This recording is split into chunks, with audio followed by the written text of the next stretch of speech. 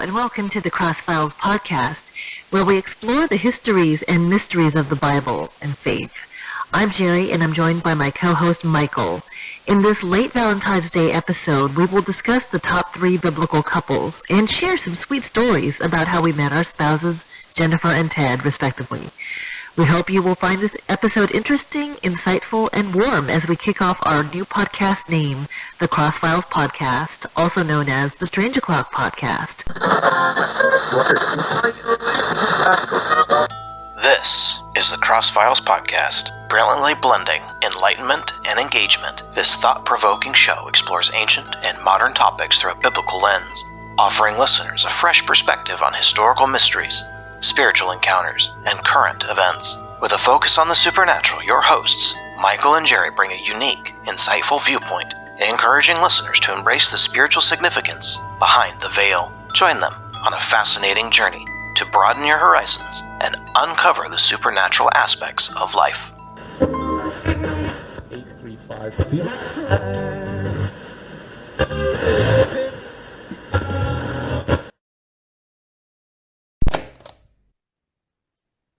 Greetings, dear listeners. Welcome to the Crossfiles Podcast. I'm Michael. And I'm Jeri. We're thrilled to have you for a very special episode, our Valentine's edition, and the inaugural podcast under our new name, The Crossfiles, formerly known as Strange O'Clock Podcast. We're excited to explore the rich stories within the Bible with you.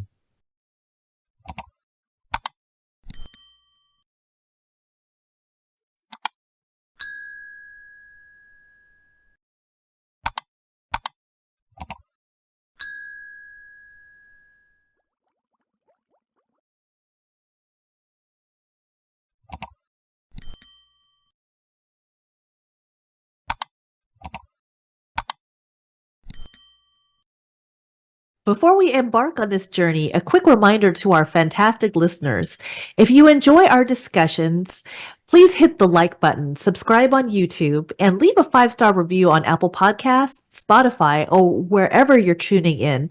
Your support helps us reach more people. And for those looking to take their support to the next level, head over to crossfiles.org. By donating just $5 per month, you'll gain access to exclusive member-only shows, early access to episodes, a members-only Crossfiles Facebook community, and a monthly Zoom chat that may even include a special guest. Today, we're diving into the romantic side of the Bible, discussing the top 3 famous couples.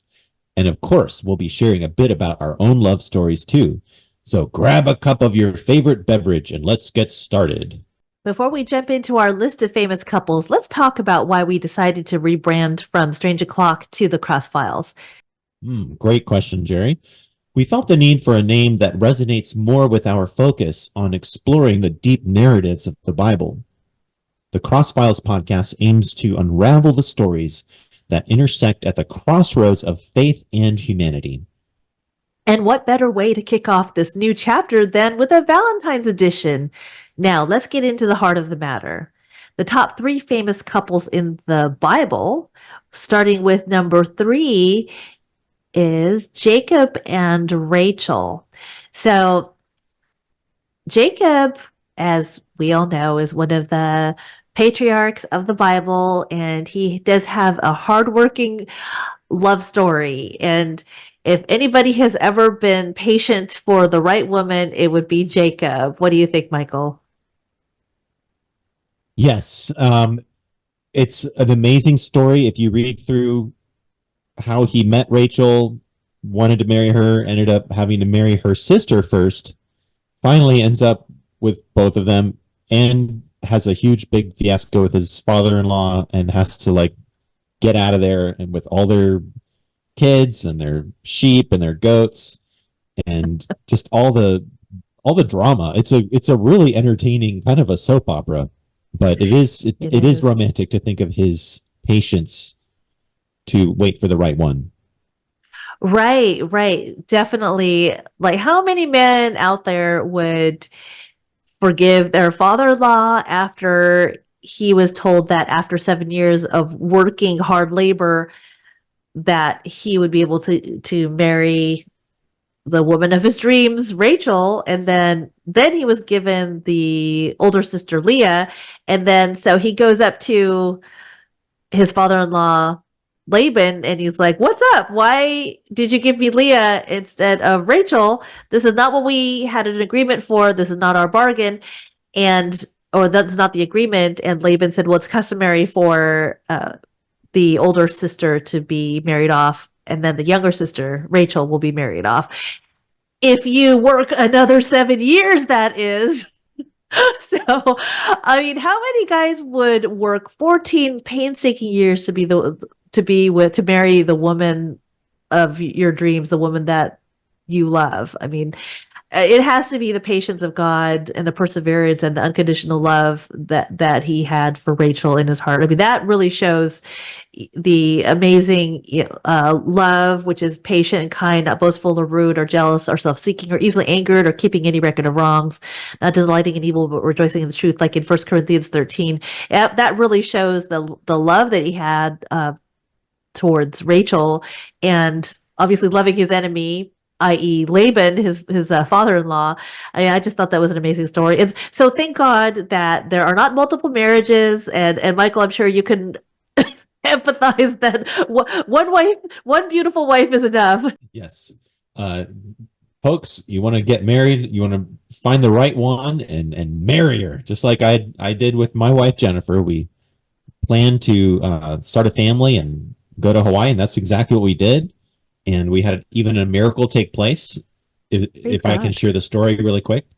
Absolutely. We have so many interesting characters in the Bible that have a romantic relationship. But if you've ever lived in the world, which I'm assuming most of us have who are listening, unless you're listening off planet from some perfect world, this planet is full of all kinds of drama, and I would recommend, again, reading that whole story with Jacob and Rachel and Leah and that father-in-law situation, because I went through some crazy situations with some in-laws that just turned to the dark side of the force, and bless them. I love them. I forgive them, but I had to move on, and God introduced Jennifer to me, and we decided to buy land in the Big Island, even though we both didn't have any money at all.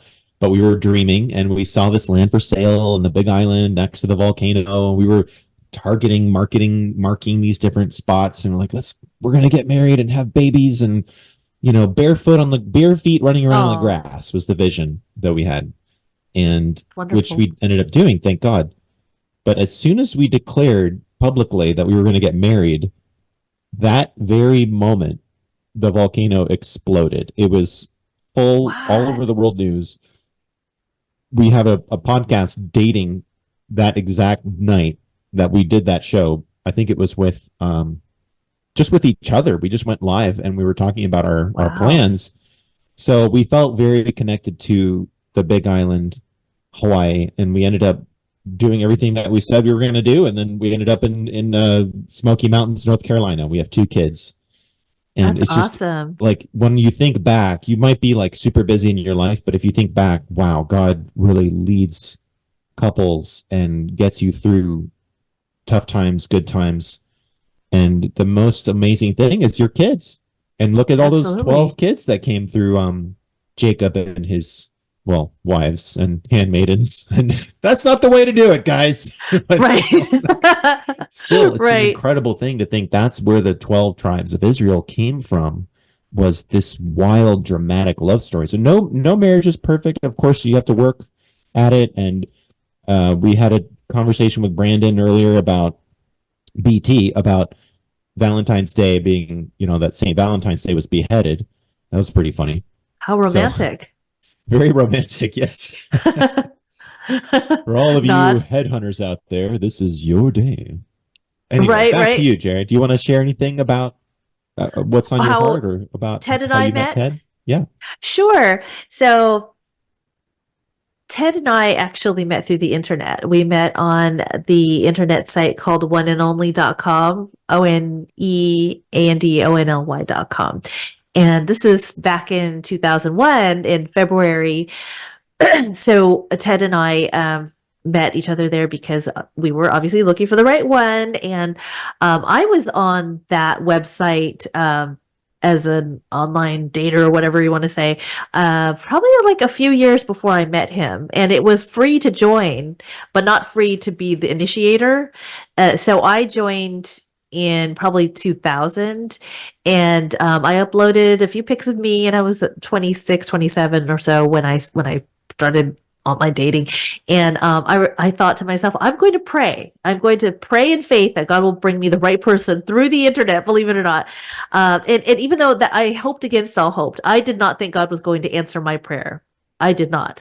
In fact, I wrote actually a list. I wrote this list of all the things I wanted in a Christian husband, and I just put it away in my desk. I didn't think God was going to answer my prayer, and I actually laid my hands on the computer screen, and much like this. And so I laid my hands on the computer screen and I prayed. I prayed, and I asked God to draw the right person, into my inbox, I guess, to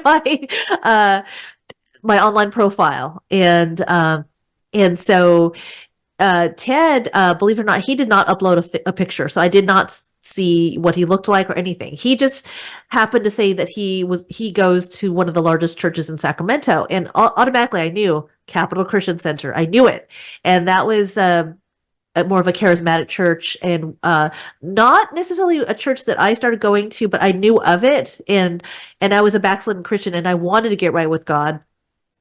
So I was like, well, hot dog, if he goes to this Pentecostal charismatic church, it's more non-denominational now, but Capital Christian Center, then I think that this deserves a date. We should go on a date. So Ted and I met at this California Pizza Kitchen, this restaurant in Sacramento, and it was a little awkward. He didn't know me, and I didn't know him. He didn't know me from Eve, and I didn't know him from Adam, and a little awkward. And having pizza with him, but I thought, oh, he's very cute and very, a good Christian man, and a lot of the things that I was looking for. And so one of the things that we did was afterwards was we went to see that movie Castaway.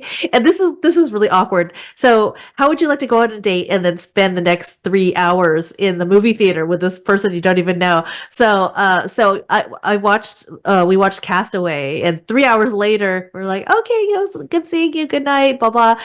And then we went on a couple dates after that, and then I'm sorry to say I thought, well, I'm not sure about him really.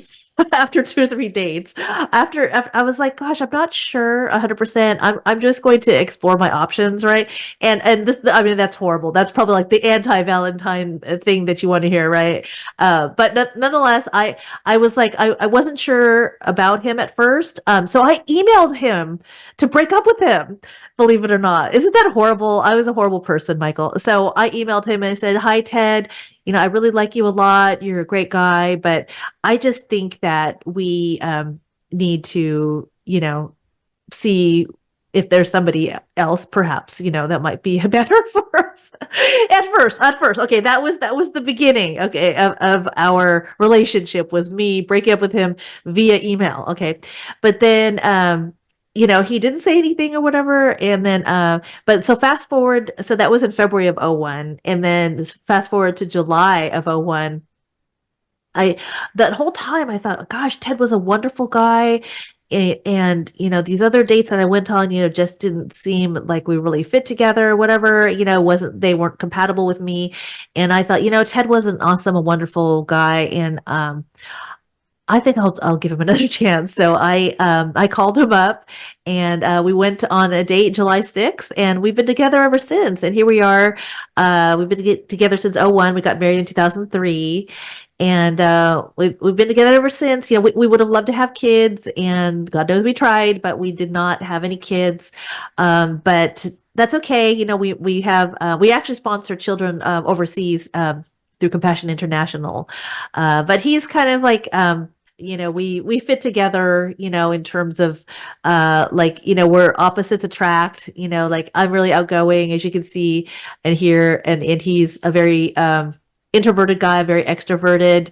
He's more analytical and more emotive, that type of thing. So we really fit together. Like if I was his carbon copy, like if I was a Tedina, that would not be good.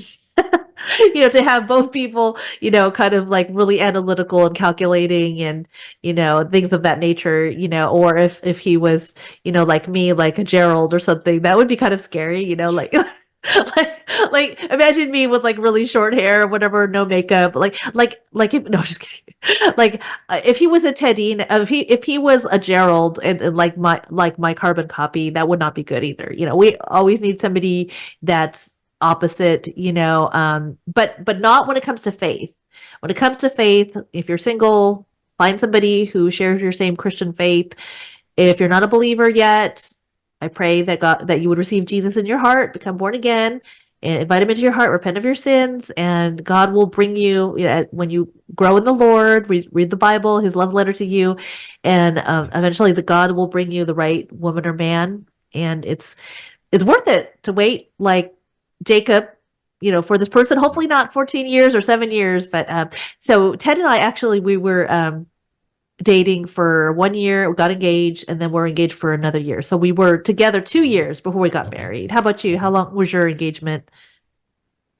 Oh, we were crazy. We're just like, let's just get married. Let's do it. I Oh, don't recommend cool. that with everyone, but it worked out for us. Wow. That's But yeah, awesome. just like jump off the bridge together, like we knew each Oh, other through all of our mutual interests of Christian mysticism, of kind of preparing a little bit for the end time, and just living your life by faith. And but I that's one of the things about this podcast, the Crossfiles podcast too, that really yes. helps our flow, because in a lot of ways I'm way more spontaneous and chaotic and let's just do this now, woo! And whereas Jeri is very, very methodical and very careful and very organized, and it's just been amazing to actually set into a third year Thank here and to be you. able to talk about something in a structured way with even organized preparation as we have already. So it's so cool. Awesome. So I really appreciate just the way that Thank you. God brings just different personalities in his body. And really, I mean, the greatest Valentine is with the Lord, is the church, the bride with Jesus Christ, and he's put us all in Absolutely. the city, the New Jerusalem. We all kind of jointly fit together and help each other to. And by the way, I love Ted. I was so pleased to meet him and to have lunch with you guys briefly, Oh, we just a really enjoyed little meeting while ago. you. That was really cool. Yeah, you Yes, guys are a really absolutely. great couple. I can Oh, tell thank that you. you're a power couple, and Thank it was so you. cool. Oh, that's so So cool. I it's appreciate that, bro.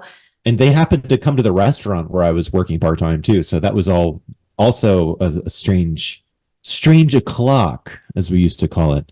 It's Right. we're getting more and more Christian here. So I guess I mentioned Jesus and the bride. We did Jacob and Rachel, and Yes. what is the third romance that we want to touch upon in the This Bible? the second romance that we want to Oh, the touch second. upon. Okay, the Right. second romance. Actually, before we get on to the second top romance in the Bible, I wanted to also say I really appreciate you, bro, and thank you for mentioning me and mentioning our show in every one of your podcasts. When you talk about your own Spirit Force and you say, "Listen to us, listen to Strange O'clock podcast," everything. And I appreciate your spontaneity and how you're willing to go live every night almost.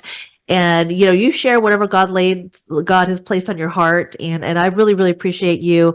And Ted and I really enjoyed meeting you. And the only thing that would have made our meeting better is if Jennifer was there. I would have loved to meet her. And it is so neat that she and I have this in common. We both have degrees from Liberty University, and she has That's an right. MDiv, Master's in Yeah. Divinity in Yeah. theology, I believe, and then I have an associate's degree in psychology.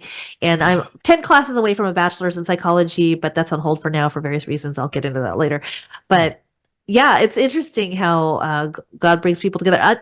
Michael, I think I was so blessed to see, when was it, in 2017, a picture of you and your beautiful wife.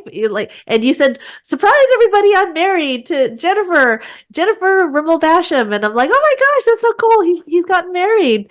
So that was a blessing to see that I was kind of in your timeline of like I got to know you in 2016, and then I think you got together with Jennifer in 2017 or 18, I forget. It was, well, we were online dating in 2017, married in 2018. Okay. So, and we just got right to work. We were just like, let's just get married and make a family. Oh, We're that's still kind of awesome. like that. I mean, that's why you didn't meet her. She was working. We were both working. We both work extremely hard, and then we rest hard, and we enjoy That's great. life with babies and goats and the Yes. former bunnies. Oh, and the chickens. Are they former chickens as well, or are We're there down to one chickens? chicken left. One chicken. The Oh, bless last their chicken little who has chicken decided to become hearts. a goat so that he can survive better. So Oh no. he's basically always with the Oh, goats. but you're homesteading. So you and your beautiful wife are have two Yes. cute, super cute kids, and have goats, and used to have bunnies, and have one chicken. So pray for Right. his family, his animal family, and his human family there, everybody. So anyway, It's so been let's amazing. let's go to romance, Bible romance number two. And who is that, Michael? Ruth and Boaz. Ruth and Boaz. Okay. So I saw Ruth and Boaz, the theater play, live. Ted and I in Tennessee, not last year, but the year before in 2022, we saw that at a Bible theater. And I Oh, know it wow. sounds hokey, like a Bible theater, biblical based theater, how hokey. No, it was awesome. It was beautiful. It was a dinner theater. And so it was really interesting back then. Some of the customs, like here, the custom is, you meet and fall in love, and then the future son-in-law will go over to the father and ask, can we have plans, I'd like to marry your daughter. I mean, even that is formal. But Mhm. in the biblical Hebraic time, if a woman wanted to show interest in a man, she would actually, believe it or not, she would actually like sleep at his feet. So I just love the story of Ruth and Boaz, and so even though I like with Jacob and Rachel, I read the story a few times and everything, so it's in my head very, very generally, but this is like really like it's fresh in my mind because I just saw uh not that theater play, plus Pureflix has a Ruth and Boaz story. Oh. And so that's fresh in my mind. So what's interesting about the Ruth and Boaz story is that Ruth, she became a widower, and her sister-in-law and her were Moabites. Mm. And the Moabites were idolaters. They worshipped, I believe, Moloch. And so if anybody knows about Moloch, he demanded the life or lives of innocent babies. Right. So definitely a brutal religion where they would sacrifice their firstborn to Moloch. And so Moloch was this stone, big, huge, they carved this stoned like bull god, and then they put like kilns or like fire kilns in his arms, Yes. and then they would put the babies, into the fire, literally. And so anyway, so that's what she grew up in. That was normal. If they felt like if they sacrificed their firstborn, then their crops would succeed and prosper and what have you. If that's the truth, if they in fact seem to be quote unquote blessed by sacrificing one's firstborn for prosperity and whatever, I mean that sounds like totally demonic, right? And anyway, so sometimes, like the enemy or demons could, do signs and miracles and things like that, as counterfeit of the true God and Mm. his blessings.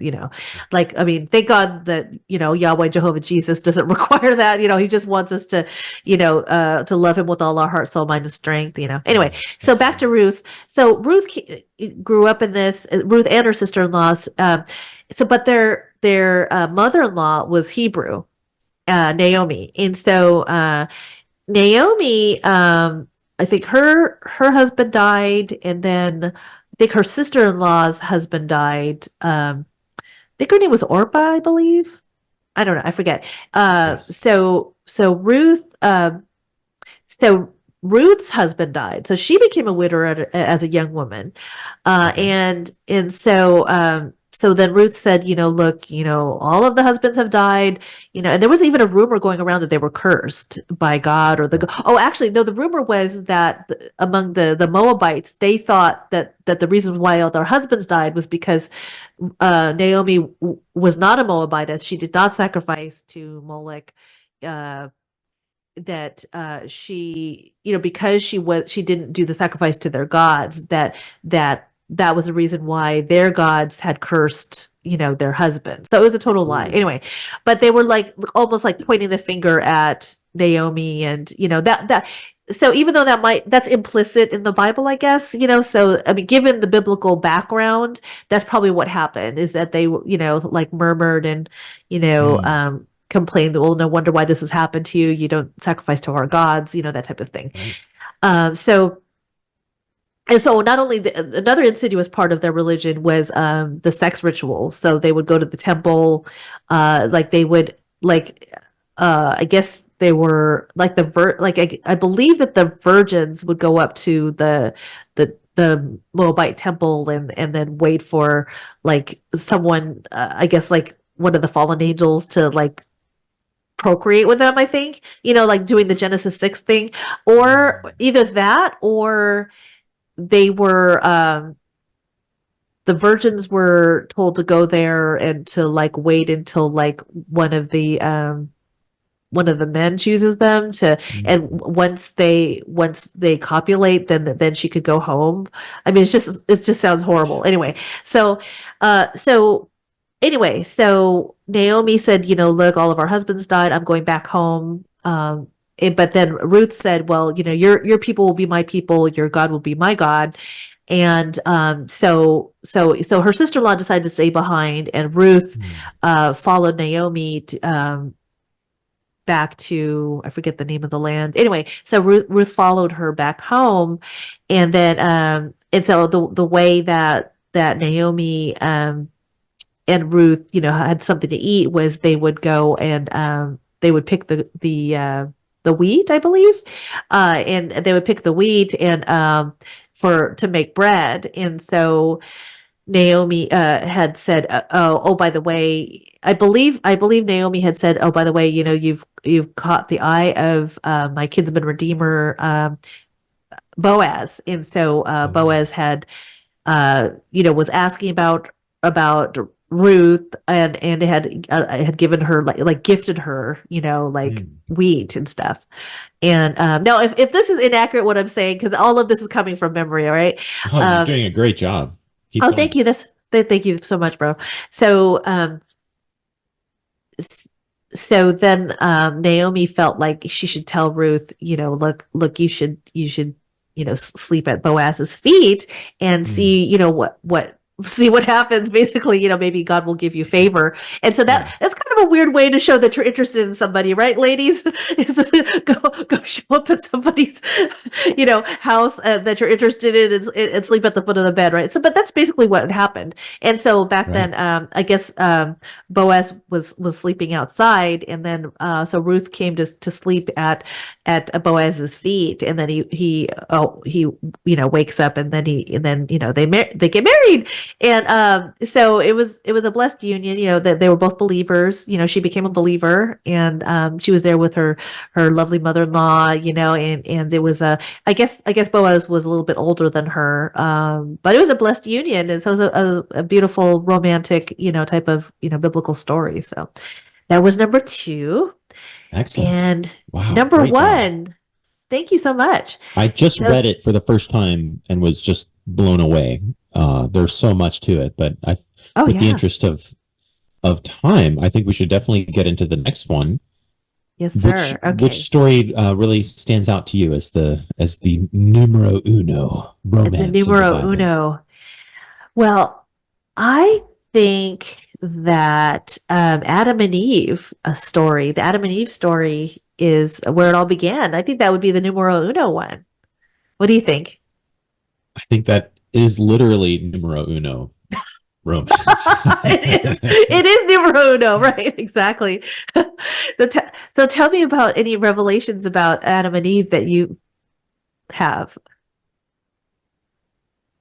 There's so much to the idea of God letting Adam be on his own for a while, naming the animals, finding out that, well, there's nobody here for me. And who knows if there were other pre-Adamic races? We don't know. I mean, that's a possibility in my mind, but Right. for sure there wasn't a God breathed with into his nostrils kind of companion for Adam.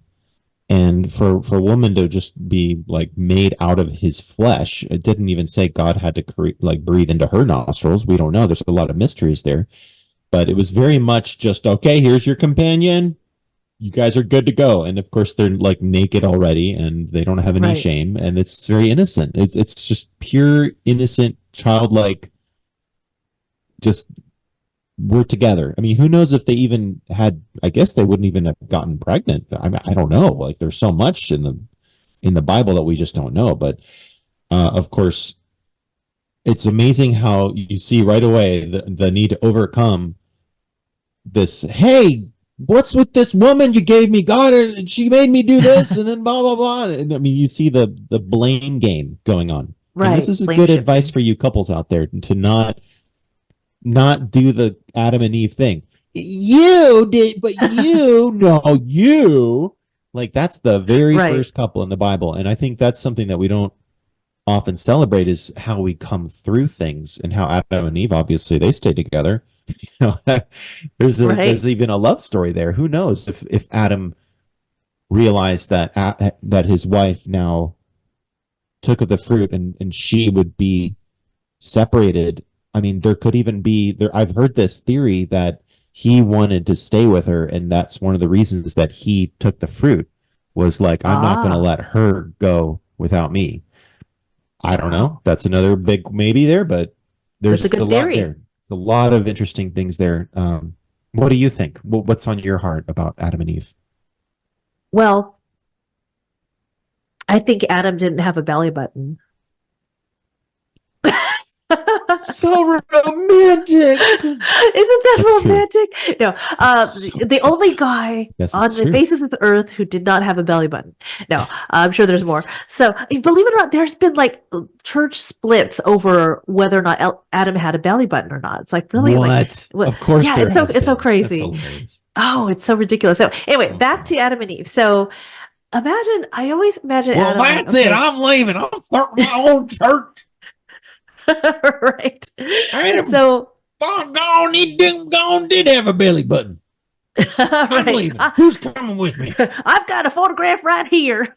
The first Baptist Adam had a belly button Methodist Evangelical Snake Bite Church of America. That's what I'm gonna call it. Right. So Adam, imagine Adam like he's totally alone with the Lord, with God, and had fellowship with God, walking, Right. in the garden, and obviously named all the animals and everything. Never saw another human, and the first human that he's ever made is this beautiful, perfect woman, and he's like, well, this is a lot different than any other animal or any other thing I'd ever seen. God, I mean, I bet that they probably had not only like physically, genetically, just like perfect everything, they Right. weren't fallen yet. I mean, all of Right. us from who's listening to this podcast, we're all fallen. We have, effects of the fall in our genetics and in our body and Right. whatever, but I mean, imagine being completely perfect, like body, mind, soul, spirit, connection and communication with God, no demons, no fallen angels, just holy angels. I mean, actually, pardon me. Sorry. No, actually, I take that back. No, that the fall, I think, preceded Adam and Eve, right? Because the serpent, was slithering around. Da, da, da. Well, the serpent obviously went up to them. So, pardon me, the fall of the angels had I believe, occurred beforehand, from what is implied. So, Yes. yeah, I mean everything, but before the fall, nonetheless, everything was perfect. No, at least that they couldn't at that point before eating of the fruit. And I have to refrain. We cannot say apple. It's a misconception to think that Right. Eve, plucked the apple that you know, a lot of people think that Eve and Adam ate an apple, and that's why they fell. And that was the furthest thing from the truth. The Bible does not say that it's an apple. It is a fruit of some kind. I mean, imagine like God getting, you know, you're in a perfect state, you know, completely body, mind, soul, spirit with God, with each other, no arguments, not you didn't do the dishes today or whatever. You know, you didn't fill up the gas in the car, honey, again. Nothing like that. It was just perfect union with each other and with their creator, with no, you know, no poison oak, you know, probably no flies, no mosquitoes, no mosquitoes. Okay. That right there is like sheer perfection. So anyway, and then so when that happened, you know, and it's so weird to think how, so Eve and Adam, after Eve had eaten the forbidden fruit, that that was the first time that they had the disunity between them, in their spirit and their body and everything. And like you said, he didn't want to lose her, or that's one of the theories, that he didn't want to not have, you know, he did not want to be the leader of the home, the loving leader of the home, and say, no, I will not take this. So what would happen to humanity if he said, no, I will not take this fruit, Eve, you know, this is wrong.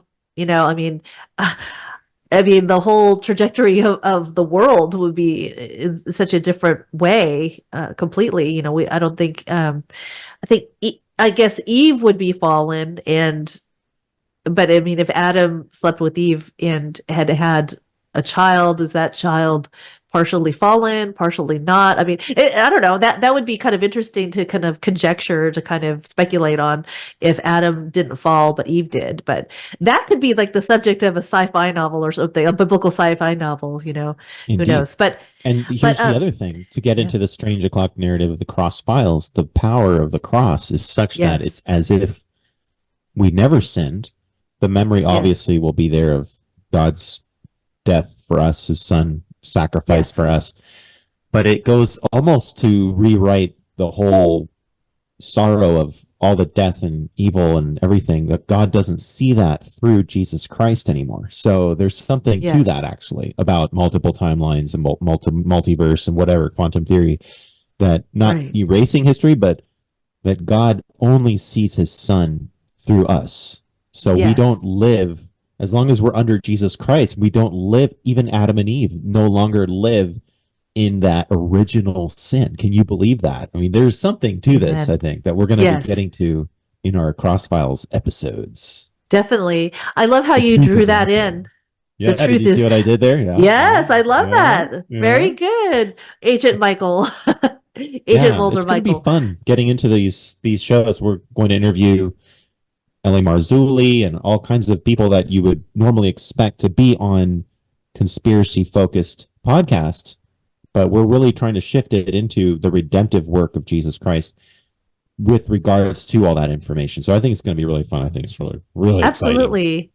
Absolutely. Yeah, I love how you had drawn that parallel between Adam and Eve, and the Adam was the first Adam, of course, and Jesus, the scriptures state, was the second Adam who perfected his life. You know, so Jesus lived the perfect sinless life and did what Adam didn't do, and that's how I believe that it also draws a parallel to the cross. And I when after Adam and Eve fell, one of the pronouncements was Adam and Eve's offspring, which is a prophecy of Jesus. Adam and Eve's offspring, he will crush the serpent's head, and the serpent will strike his heel.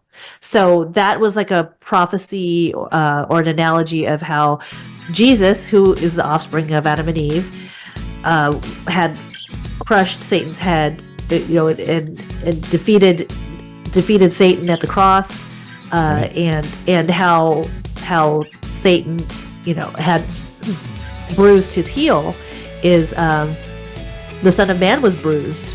So when Jesus, you know, before Jesus was on the cross, he was bruised and battered and beaten.